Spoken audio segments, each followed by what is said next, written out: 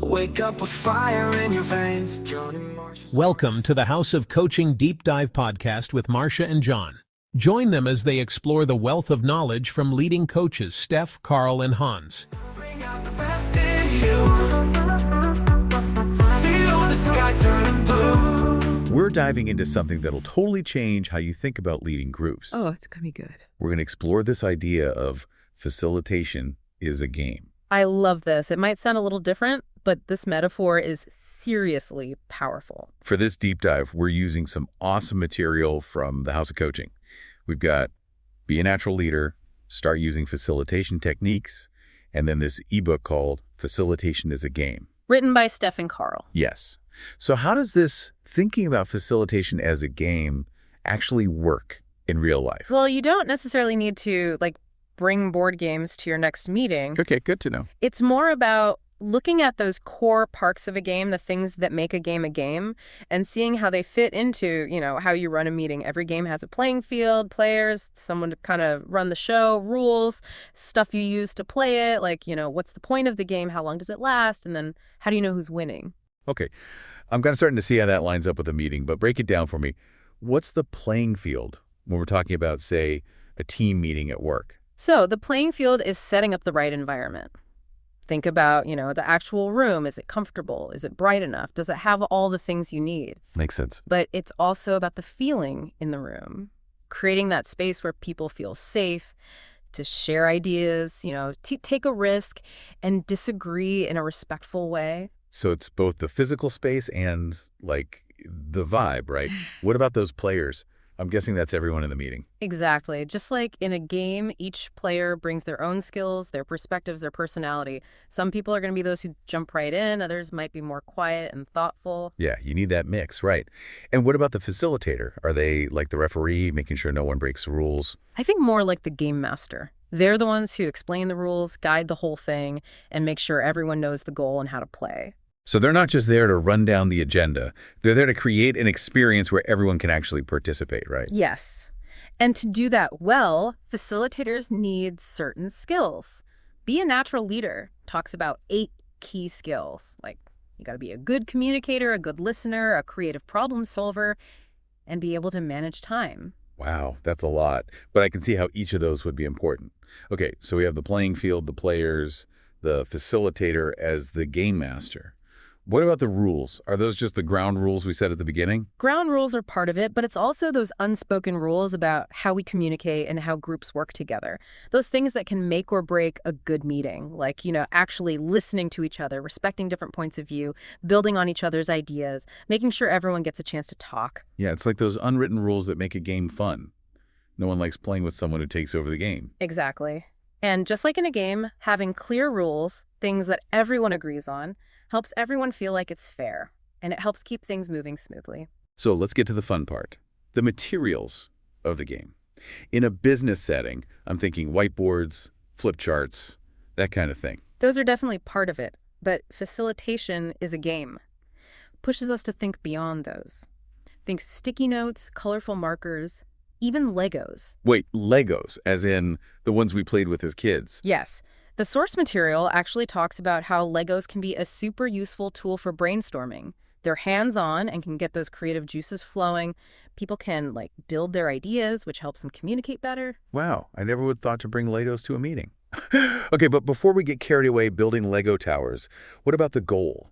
In a meeting, isn't it just to get through the agenda? It's definitely got to be more than that. Think about it.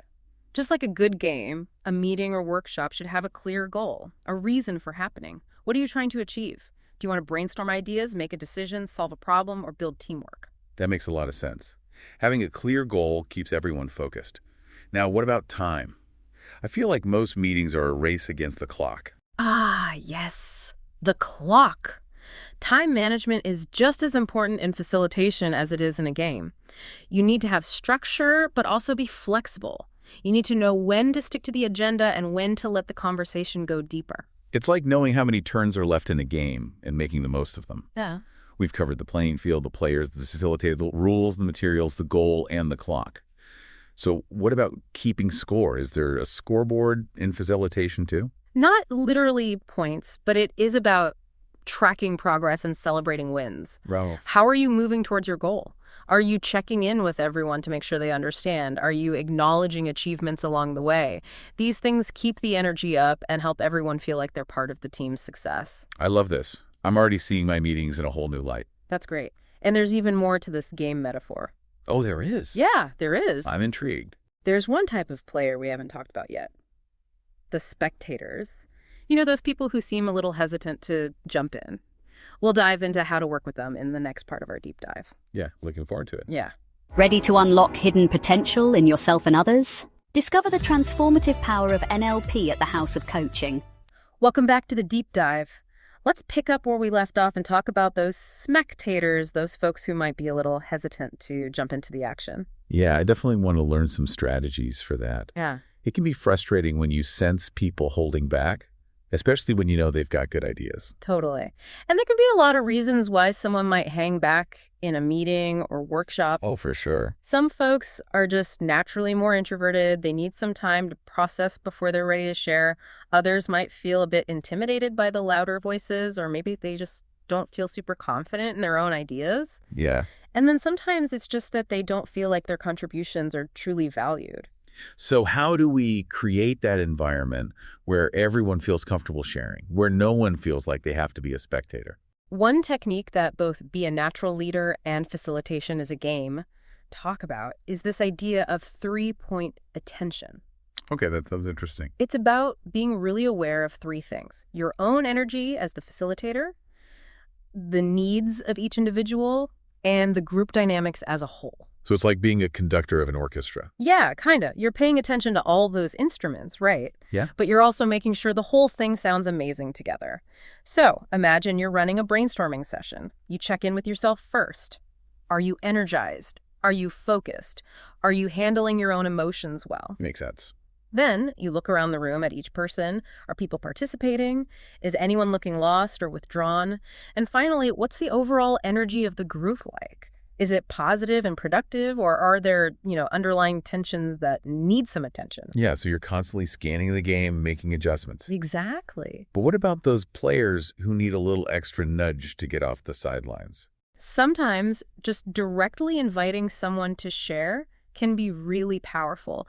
Like, instead of asking a general question to the whole group, you could say, "Hey, Sarah, I'm really curious to hear your thoughts on this, especially with your experience in marketing." Oh, I like that. Right. It feels way more personal and inclusive, like you actually value that person's individual contribution. It does. It helps create that sense of safety and belonging, which is so key for getting everyone involved.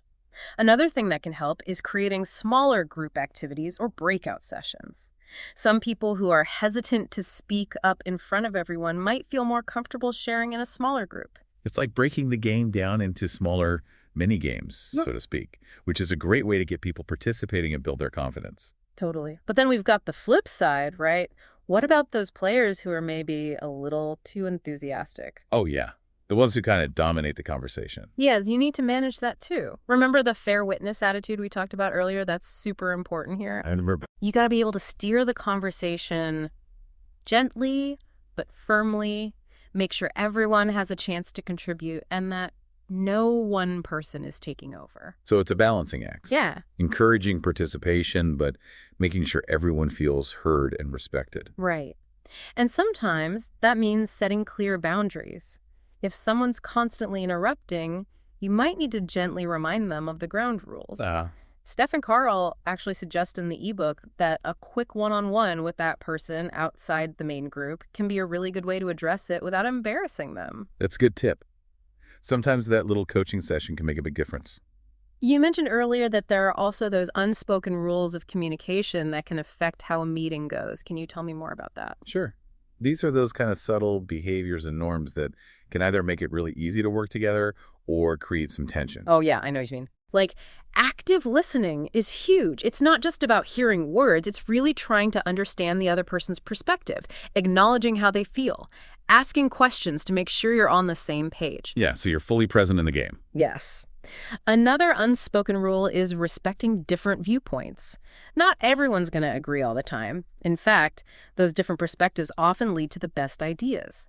The key is to make it a safe space for people to disagree without feeling judged or ridiculed. Yeah, like encouraging a good debate, but not letting it become a free-for-all. Exactly. And remember, as the facilitator, you're setting the example. Yeah. If you're respectful, open to different ideas, it sets the tone for everyone else. Right, like the game master showing good sportsmanship. Yeah. Now, I really want to hear more about those materials of the game. Oh, yeah. They talked about whiteboards and Legos.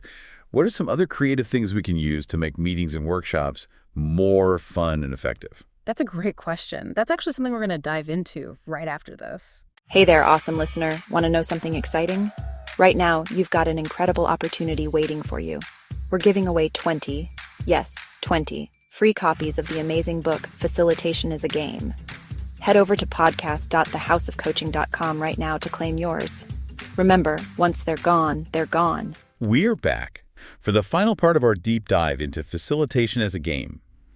In the first two parts, we talked about setting up the right environment, understanding the different types of players you might encounter, and how to navigate those situations where someone is dominating the conversation or not participating at all. Right. And now it's time to unleash some serious facilitation techniques that can really take your meetings to the next level. These are the strategies that can help you guide groups towards truly amazing results. I'm all ears. Give me those game-changing techniques. One that I find super helpful is called chunking. Chunking. Is that like cutting a giant pizza into smaller slices? That's actually a great analogy. It's about recognizing that information comes in chunks, and as facilitators, we have to make sure those chunks are digestible. Sometimes we need to break down a huge concept into smaller bites. Other times, we have to connect the dots between different pieces of information. So it's like adjusting the zoom on a map. Sometimes you need to see the details, other times you need to see the big picture. Exactly, and there are actually 3 types of chunking: up chunking, down chunking, and lateral chunking. Up chunking is about moving from specific details to a broader perspective, and down chunking is, like you said, breaking things down into smaller parts. And lateral chunking is about exploring different perspectives and thinking outside the box. This is so helpful. Mastering this chunking technique could definitely make my meetings more effective, especially when we're working with a lot of information or trying to come up with creative solutions. It's a game changer. Now let's talk about another powerful technique called SCORE. SCORE, what does that stand for? It stands for Situation, Causes, Outcome, Resources, and Effect. It's a framework that helps you guide a group from a problem to a solution. So it's like a roadmap for tackling challenges. How does it work? Okay, let's imagine your team is having trouble with a project that's falling behind schedule. You would start by clearly describing the situation, what's happening right now. Then you dig into the causes, why is this happening? Next, you'd focus on the desired outcome, what do we want to achieve? Then you'd brainstorm, resources, what do we have to help us get there? And finally, you'd consider the positive effect, how will achieving this outcome benefit us? I love how organized and practical that is. It breaks down a big problem into smaller steps. Exactly. And each step is guided by a simple question. For example, for a situation, you would ask, what's happening now? For causes, you might ask, why is this happening? And so on. I can definitely see myself using this. Now, you mentioned something called clean language earlier. What exactly is that? Clean language is a way of communicating that can be really powerful in facilitation. It's about using language that avoids assumptions, judgments, and interpretations. It allows the speaker to fully express their thoughts and feelings without being influenced by your biases. Ah, so it's about creating a neutral space. Yes, exactly. Clean language uses specific types of questions that encourage the speaker to explore their own experiences. Can you give me an example? Sure. Instead of asking, why do you feel that way? Which sort of implies there's a right or wrong answer. You could ask, and what kind of feeling is that? Or, and where do you feel that feeling? Those are very open-ended. Yeah. They encourage the speaker to go deeper without feeling judged. Exactly. And that's the beauty of clean language. It creates a space for people to be authentic, which can lead to deeper understanding. Now, let's shift gears a bit and talk about the difference between coaching and facilitating. I've always wondered about that. They seem similar, but I know there's a difference. You're right. Coaching is often a one-on-one process where you're helping someone grow and develop. Facilitation, on the other hand, is about guiding a group towards a common goal. It's making sure that everyone has a voice and that the group works well together. So it's like coaching is a solo game and facilitation is a team sport. Love that analogy. And while the tools used in coaching and facilitation might overlap things like active listening, powerful questions, reframing the context and goals are different. That's really helpful. I'm starting to see how mastering these different roles can make me a more effective leader, whether I'm working with one person or a whole team. Any last tips for our listeners who want to level up their facilitation skills? Absolutely. Remember that facilitation is a skill that you build over time. Don't be afraid to experiment, try new things, and even make mistakes. Every experience is a chance to learn and grow.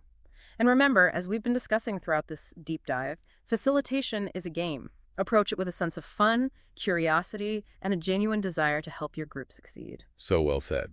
And don't forget to check out the resources we mentioned, including Be a Natural Leader Start, Using Facilitation Techniques, and Facilitation is a Game by Steff and Karl, both available from the House of Coaching.